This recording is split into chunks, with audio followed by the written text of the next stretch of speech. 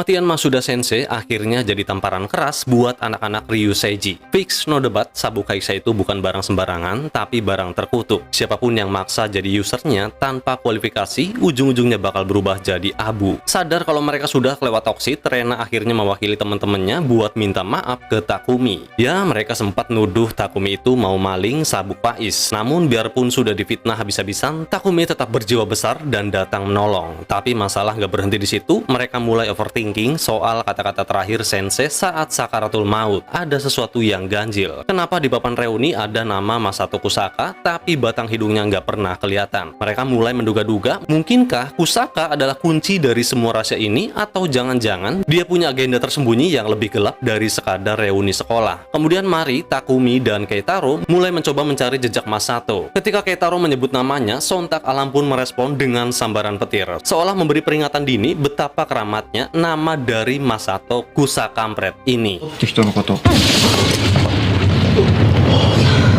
Mari kemudian mulai spill tipis-tipis soal masa kecil Kusaka, yang rupanya si Masato ini dulunya adalah bocah ingusan yang lemah lembut yang sering kali jadi korban bulian, dan Marilah yang selalu tampil jadi pahlawan buat nolongin dia. Singkat cerita, Mari menemukan Masato di Universitas Keisen. Salah satu teman Kusaka memberitahunya bahwa Kusaka yang sedang berlatih anggar. Sementara itu, Takumi malah terpaksa memisahkan diri, yang mana ia mendapat aduan dari salah satu mahasiswa perkara motornya si Autofajin yang tiba-tiba butuh sandaran ke mobil orang. Atau mungkin emang si Mang Takun sendiri kayaknya nih yang punya masalah teknis markirin motor. Setelahnya beliau dikejutkan dengan bola tenis yang melesat kencang ke arahnya. Takumi pun iseng-iseng nyobain main tenis. Siapa tahu punya bakat terpendam.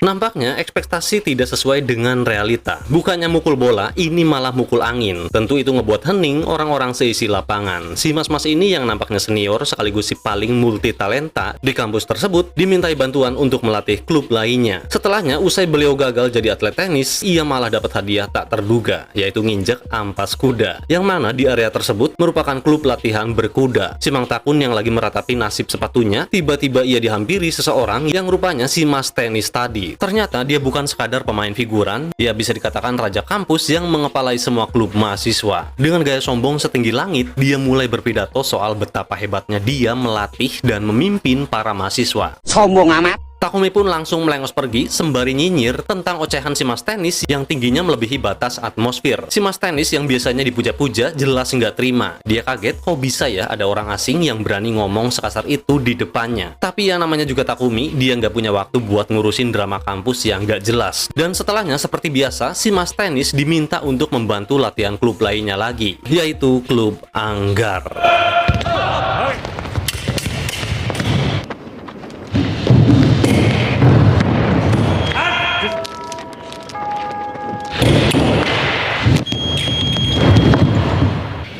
Balik lagi ke Mari, yang akhirnya berhasil nemuin sosok yang diduga sebagai Kusaka Masato. Ia nyamperin Kusaka yang usai latihan anggar. Ketika Mari minta ngajak ngobrol, Kusaka tidak paham apa yang diomongin Mari, dan bahkan gak kenal Mari. Hingga keributan pun terjadi, yang mana Takumi hampir ngebogem mentah si Kusaka. Tapi tepat sebelum bogem itu mendarat, muncul si mas tenis tadi, dan tanpa permios, dia langsung melintir tangan Takumi, yang kemudian berlagak so bijak dengan nasihatin juniornya agar mau maafin Takumi. Lah, ente sendiri gimana bos? Melintir tangan loh. Ini orang ngeselin banget sumpah.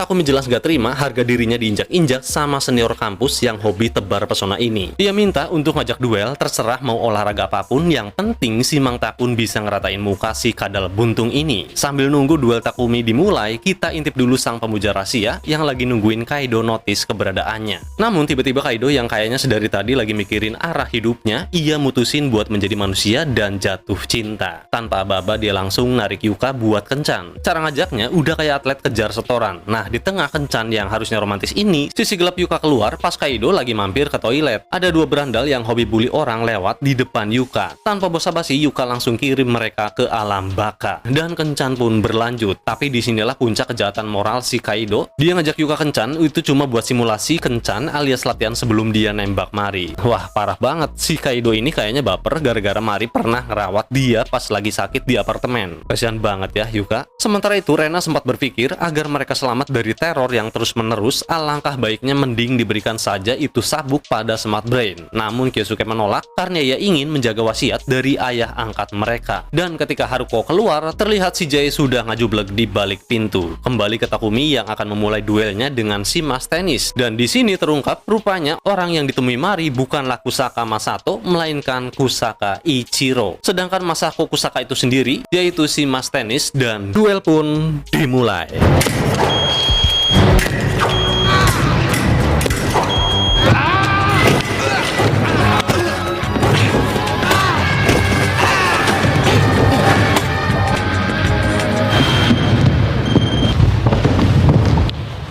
Usai tarung anggar itu berakhir, teman-teman Mari menghubunginya. Terlihat mereka sedang dalam keadaan darurat diserang si Mr. J yang kini telah menewaskan Haruko. Takumi pun dengan sigap langsung meluncur ke TKP. Di sela-sela pertarungannya, nampak dua Orphenok elit, Takuma dan Saeko, sedang mengawasi jalannya pertarungan.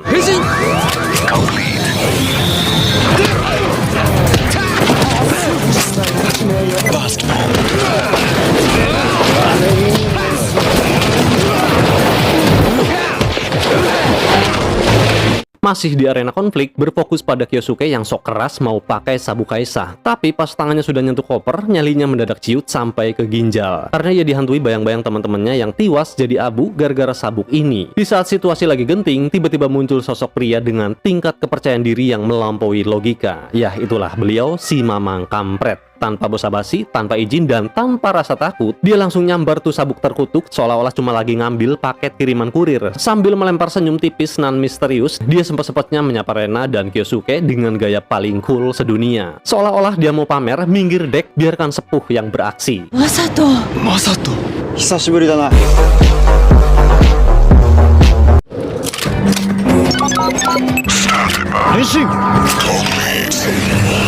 Kyosuke dan Rena cuma bisa melongo melihat Masato yang pakai sabuk Kaisa tanpa beban. Dan nampaknya agar selamat dari kutukan sabuk tersebut, lo harus punya mental baja dan kadar kesombongan yang cukup tinggi.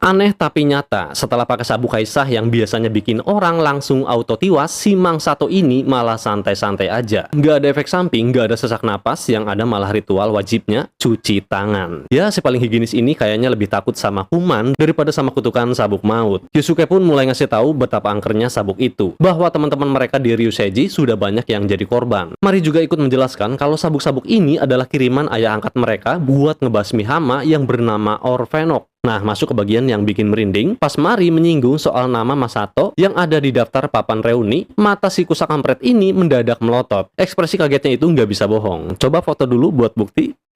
Tapi dasar jago acting, dia langsung ngeles kalau itu mungkin cuma lelucon orang iseng. Sus banget gak sih? Rena pun menimpali kalau di hari reuni itu fix terjadi sesuatu yang mengerikan, sesuai pesan terakhir sensei sebelum wafat. Sementara itu, Kyosuke karena merasa nggak sanggup nanggung beban hidup, ia akhirnya resmi menyerahkan sabuk Kaisa ke Masato. Dia dan Rena milih buat cabut dan menyelidiki misteri hari reuni dengan menghubungi anggota Ryuseijuku yang masih tersisa. Sekarang sabuk Kaisa sudah ada di tangan orang yang paling misterius dan paling bersih tangan, tapi mungkin paling kotor rahasianya. Di TKP, Mr. J lagi-lagi kembali bangkit, yang mana kini ia tersisa satu nyawa. Dan pada mode yang terakhir ini, nampak wujud Orphenoknya semakin kuat.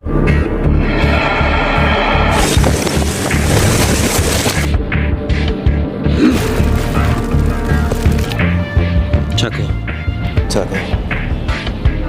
Markas Binatu kedatangan tamu agung, siapa lagi kalau bukan Masato. Dengan bangganya dia mutusin kalau sekarang dia adalah user Kaisa dan akan bertarung bersama si Mang Takun. Alih-alih kagum, si Mang Takun malah protes karena Masato hobi banget nyampah alias gangguin duelnya sama si Orphenok buaya. Meski dibalas ketus sama Takumi, Masato tetap pasang muka malaikat. Keitaro yang takut Binatu berubah jadi ring UFC langsung gercep misain Takumi. Dia mau ngasih ruang buat Mari dan Masato supaya bisa ngobrol lebih dalam, dan akhirnya tanggung jadi milik Masato. Dengan nada bicara selembut sutra, dia mulai melancarkan jurus mautnya. Dia bilang alasannya mau jadi kaisa dan berkorban nyawa itu cuma demi Mari. Hebatnya lagi dia sampai ngeluarin foto Mari yang dia simpan rapi. Waduh, ini romantis atau agak creepy ya? Masato mengingatkan kalau dulu dia sering ditolong Mari dan sekarang saatnya dia jadi pahlawan untuk melindungi Mari. Mari pun langsung baper dan tersenyum manis. Keitaro yang nonton dari pojokan pun ikut terharu, merasa lagi nonton drakor live action. Dia tertipu sama narasi balas budi si Kusa kampret ini. Atmosfer mendadak mendingin saat kita beralih ke markas Lucky Clover. Setibanya Takuma dan Murakami, mata tajam Takuma langsung tertuju pada sebuah meja. Ia menyadari kehadiran sosok yang sepertinya paling ditakuti bahkan oleh sesama Orphenok, yaitu Kitazaki. Saeko mengonfirmasi bahwa Kitazaki baru saja pergi, namun lihatlah bekas gelas minumnya, benda itu hancur perlahan menjadi abu hanya karena sentuhannya. Sebuah peringatan visual yang mengerikan tentang betapa destruktifnya kekuatan Kitazaki. Namun perhatian Murakami teralihkan pada sosok Mr. J. Ia seolah tak percaya bagaimana bisa Orphenok elit sekelas Mr. J bisa dikalahkan berkali-kali hingga kini hanya menyisakan satu nyawa yang terakhir. Ini bukan lagi sekadar kegagalan, ini adalah penghinaan bagi Lucky Clover. Murakami memberikan mandat keras bahwasannya sabuk Pais harus segera direbut kembali. Tak hanya itu, dia memberikan tugas baru yang tak kalah gelap bagi Takuma dan Kageyama, yaitu melenyapkan sang pengkhianat Kaido. Nasib Kaido kini ditentukan oleh sebuah koin yang dilemparkan. Koin itu jatuh dan menunjukkan sisi ekor. Sesuai perjanjian, Takuma lah yang terpilih menjadi Algojo untuk mengeksekusi Kaido. Sebuah permainan keberuntungan yang berakhir dengan perintah pembunuhan. Kemudian Murakami memberikan tekanan psikologis yang sangat kejam pada Mr. J. Dia mengingatkan Mr. J untuk berjuang habis-habisan di kesempatan terakhirnya. Karena jika dia gagal lagi dan mati, maka gimana nasib anjing kesayangannya? Siapa yang akan ngurus Chako? Di dunia Smart Brain tidak ada tempat bagi mereka yang lemah, dan bahkan rasa kasih sayang pun dijadikan alat untuk mengancam. Beralih ke Yuji Kiba, menyadari bahwa dia menjadi sasaran karena tidak ingin menyerang manusia, Yuji meminta Naoya dan Yuka untuk memutuskan apa yang ingin mereka lakukan mulai sekarang. Yuka memilih untuk tetap bersama Kiba, dan dengan naifnya Kiba percaya alasan Yuka yang ingin bersamanya karena Yuka tidak mungkin menyerang manusia. Sementara Kaido, ia ingin menjalani kehidupan seperti manusia pada umumnya. Ia meyakini bahwa manusia akan mati pada waktunya. Intinya si Kaido ini ingin mati dalam keadaan ia menjadi manusia. Kiba yang belum kelar ngomong, ia malah ditinggal pergi karena Kaido buru-buru ketemu cewek pujaannya, yaitu Mari. Dan secara kebetulan Kaido tak sengaja ketemu Mari yang lagi sibuk nganter pakaian laundry. Sambil bawa bunga dan gaya sok puitis, dia berterima kasih soal Mari yang pernah ngerawat dia di apartemen, dan tanpa rem langsung ngajak Mari kencan. Targetnya udah jelas pengen jadi pacar, namun yang ada Mari malah ilfil. Lihat kelakuan Kaido yang makin gak jelas. Untuk ngusir orang aneh kayak gini, Mari nampaknya gak perlu capek-capek emosi. Dia cuma ngasih perintah tegas layaknya majikan kepiaraan. Dan ajaibnya, Kaido yang biasanya berandalan bin bengal ini malah nurut seketika. Si Mari nyuruh Kaido naik motornya dan tancap gaspol secepatnya. Dan tanpa pikir panjang, si Kaido beneran narik gas. Dia pergi meninggalkan Mari sambil ngerasa dirinya keren banget karena sudah patuh sama perintah sang pujaan hati. Setelah beberapa kilometer, kesadaran Kaido tiba-tiba balik. Tapi bukannya sadar kalau dia lagi dikerjain, lah ini malah kegirangan. Luar biasa ya, bagi Kaido mungkin diusir secara halus itu adalah bentuk perhatian, dan disuruh pergi jauh itu adalah romansa. Kayaknya si Kaido ini definisi cowok yang kalau dikasih racun sama Neng Mari, ia bakal bilang jamu.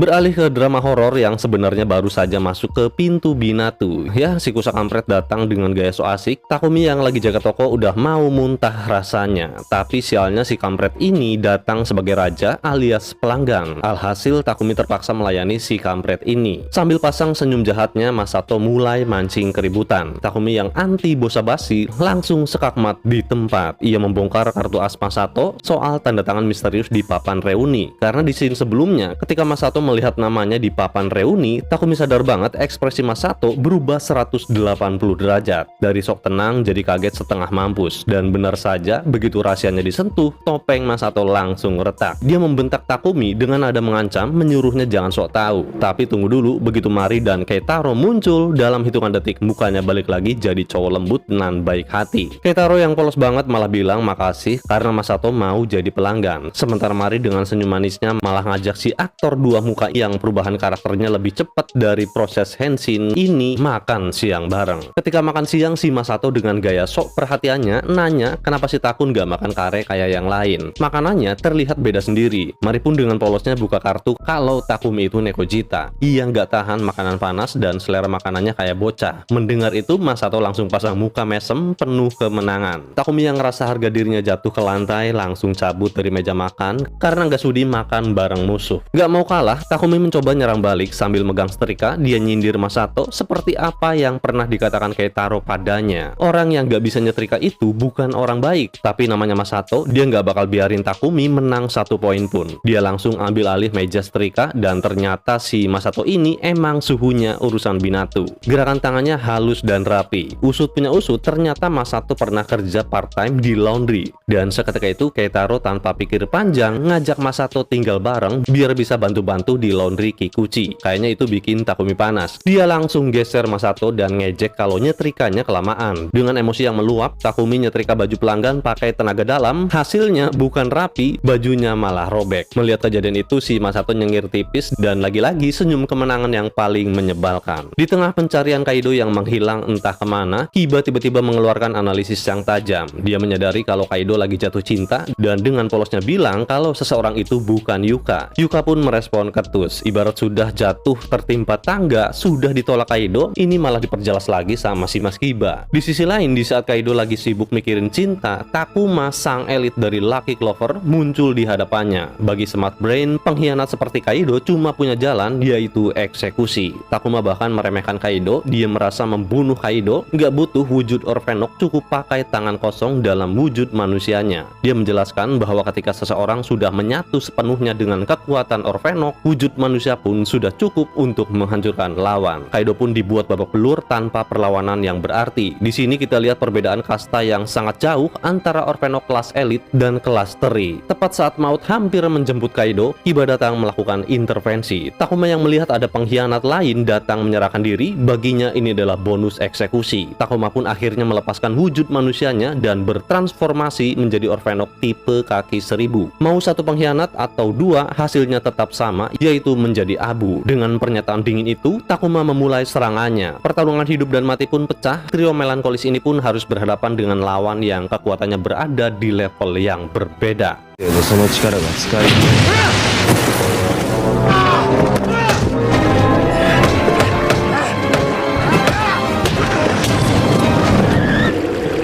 裏切り者だ。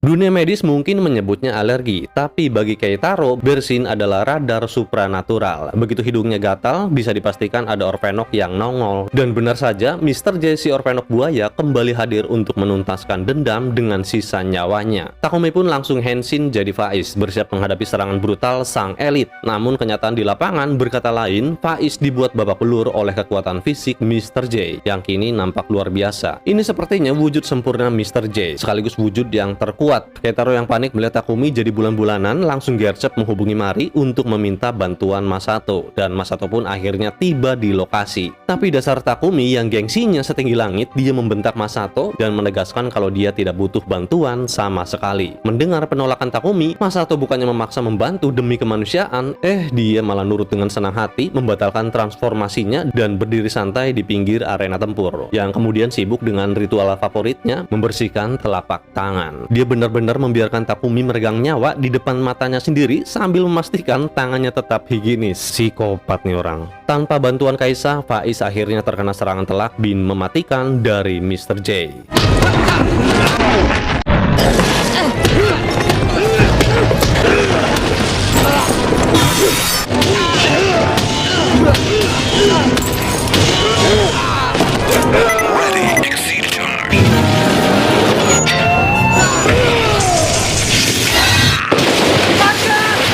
Iba dan Takumi pun nyebur ke sungai yang sama. Dua pejuang ini harus menerima kenyataan pahit, dikalahkan oleh kekuatan sang elit. Sementara itu Kaido, si pujangga cinta yang nyaris jadi abu, memutuskan bahwa kabur adalah jalan ninjanya. Di tengah keputusasaan, Yuka mencoba menghadang Takuma. Dia bersiap untuk yang terburuk, mengira sang elit Lucky Clover akan melenyapkannya. Namun Takuma justru menunjukkan sisi arogansi yang berbeda. Dia memberitahu bahwa nama Yuka tidak ada dalam daftar hitam. Baginya menyerang seseorang yang tidak terdaftar sebagai target hanyalah buang-buang waktu dan tenaga. Open your eyes for the next fights.